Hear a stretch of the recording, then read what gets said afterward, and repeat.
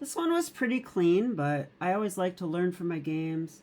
And I thought, hey, why not bring you guys along for the ride? Maybe you'll learn something too. Why do I want you guys to get better at chess and then beat me later? I don't know, so don't ask me that. All right, so anyway, e4, e5, d4. Okay, so we're fighting in the center immediately. Takes and c3. So my opponent was going for the Danish Gambit, and they're hoping that I'll take the pawn. They'll go bishop c4. They're hoping I take again, and then bishop takes b2, and these raking bishops are just awful. I don't want to face that. So that's why I don't do any of that. I played d5. Let's just attack the center pawn immediately. Just fight in the center. Opens the bishop up. I like to go for rapid development in general. So this is a line that I like. So e takes d5. Queen takes d5. C takes d4. And white has now taken on an isolated pawn. But for that pawn, they do have very easy development, right? Easy play, easy development. Bishops are open. Knights can come to their happy squares. So this is like looking pretty good. Like, but it's really just equal position. Knight c6, I attack the pawn. Knight to f3, and now bishop g4. Pinning the knight, that's defending the pawn. So now they go knight c3. So I took on f3, and they took here, and I took here, and they took here. Check. No, none of this happened, actually. I don't even know what's going on. I guess black's better after king d7. Okay. Really? Okay. Yeah, that's actually fun, but that's not what happened. I'm just joking for some reason. So what really happened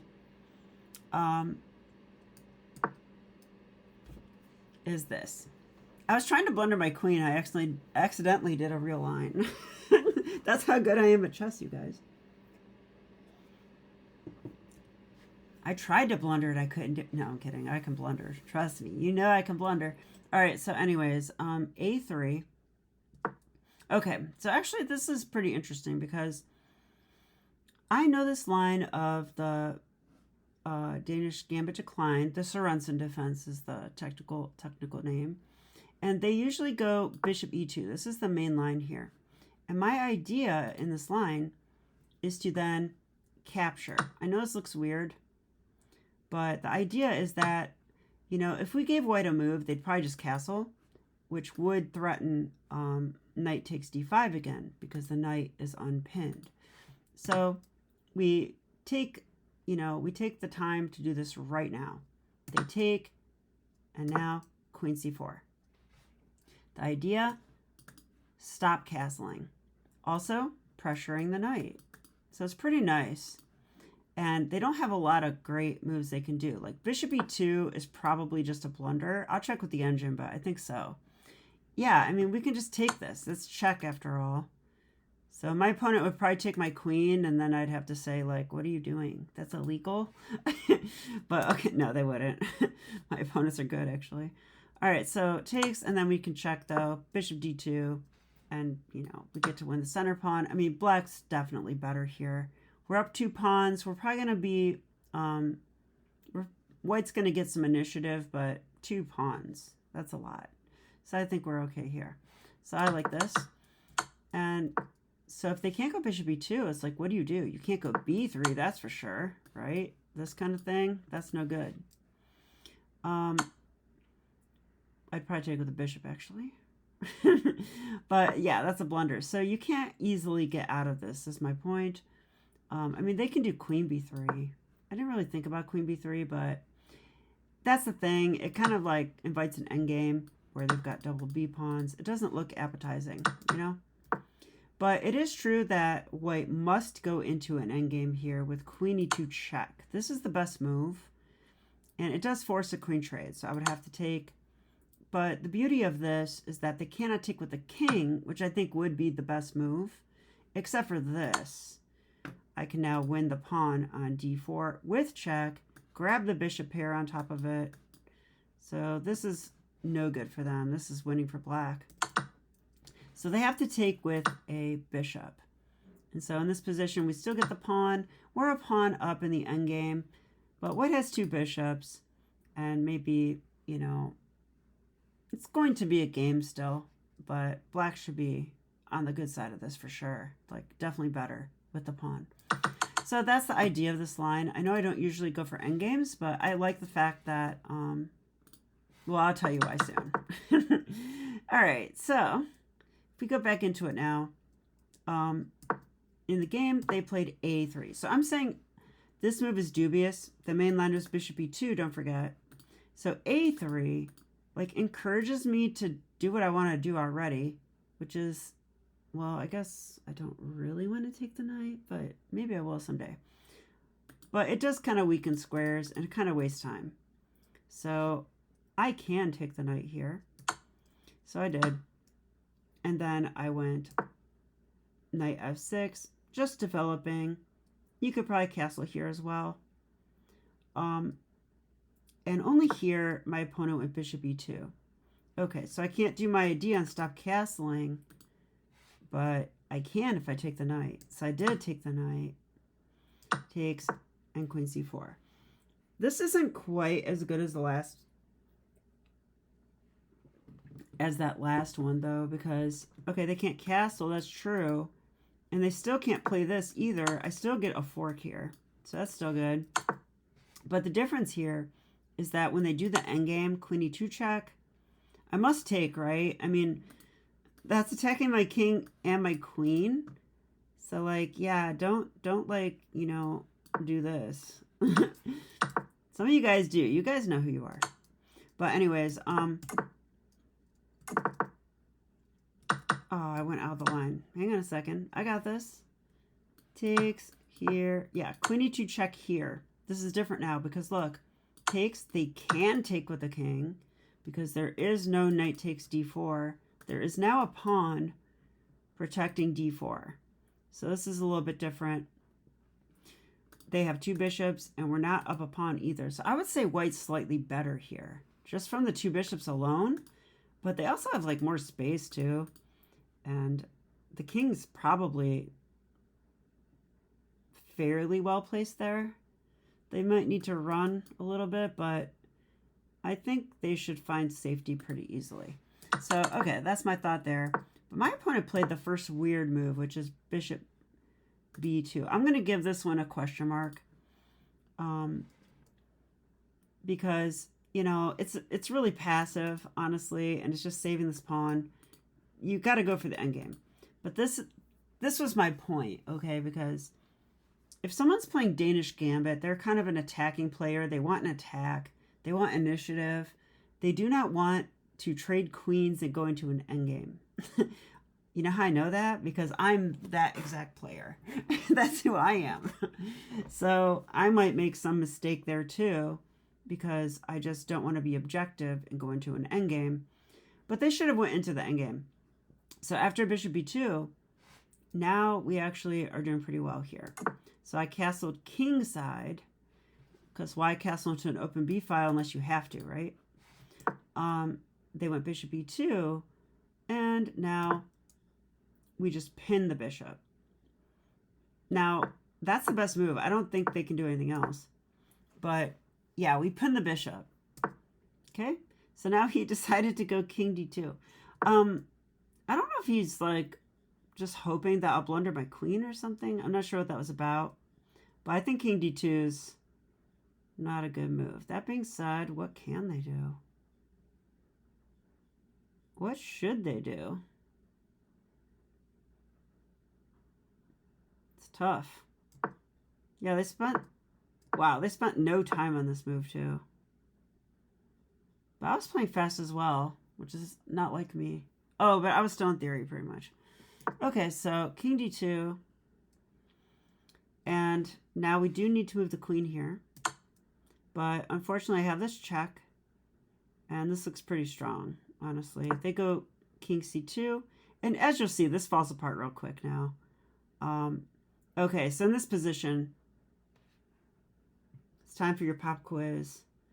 Black to move. What would you do?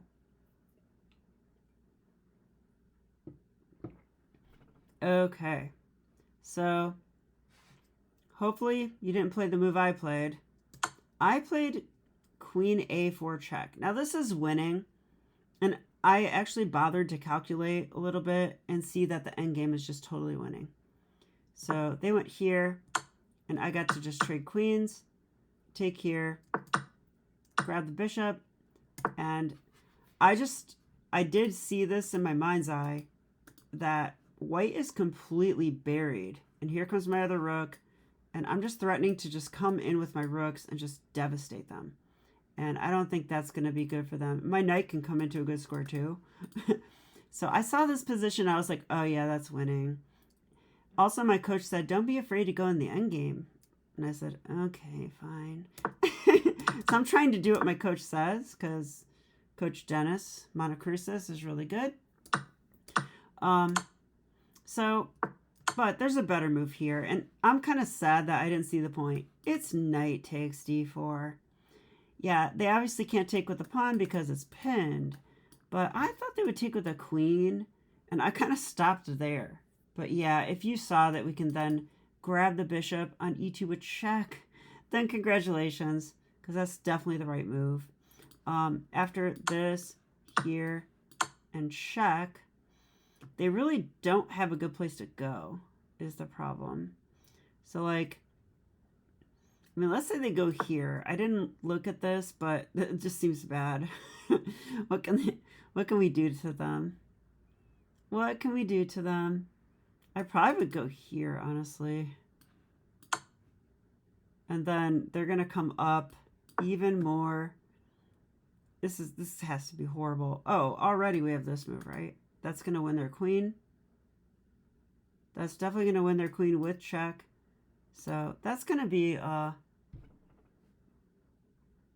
yeah, you can't bring your king up like that. So that would be bad. So they have to go like king c1 here. Okay, and this is just a variation. I didn't play this. But then here, I think we could just take on f2 because it does attack a rook. Connects the queen. It's pretty nice. Oh, actually, I don't think...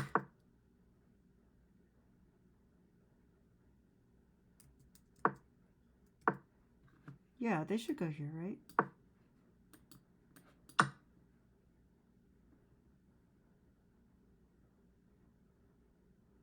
I remember a different line here. Oh, I remember.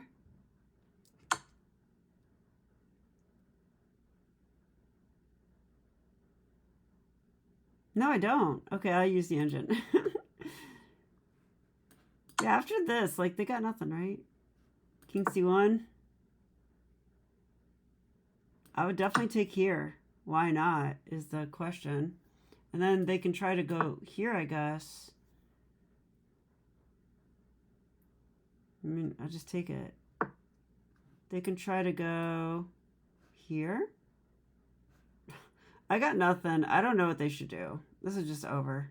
This is just completely over. Okay. So I don't know what line I'm remembering, but it wasn't that. Okay, so back to the game. After king c2, queen a4 check's also winning, by the way. But it's not winning as much as the other one. Yeah, the engine calls it a miss. But I'll turn that back off. Okay, so here, king b1. Trade everything, like I said.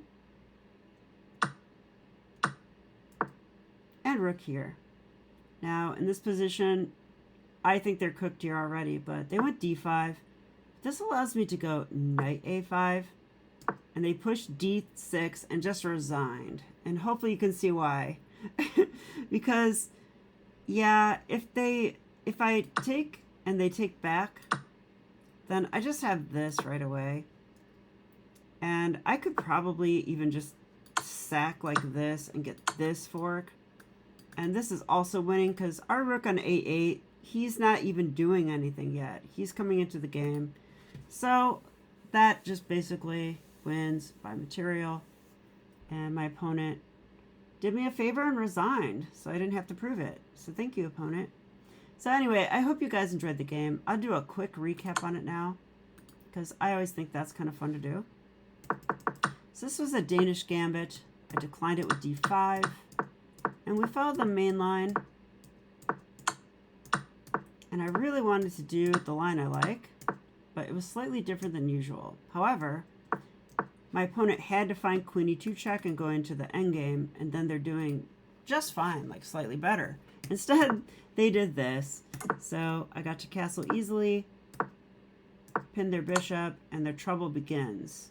So now there's knight e4 check, and yeah, things fell apart really quickly. Of course, this awesome move was better, but this is good enough.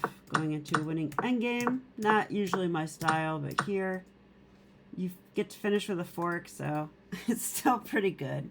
Hope you enjoyed the game, and I'll be back with more chess. Okay, bye.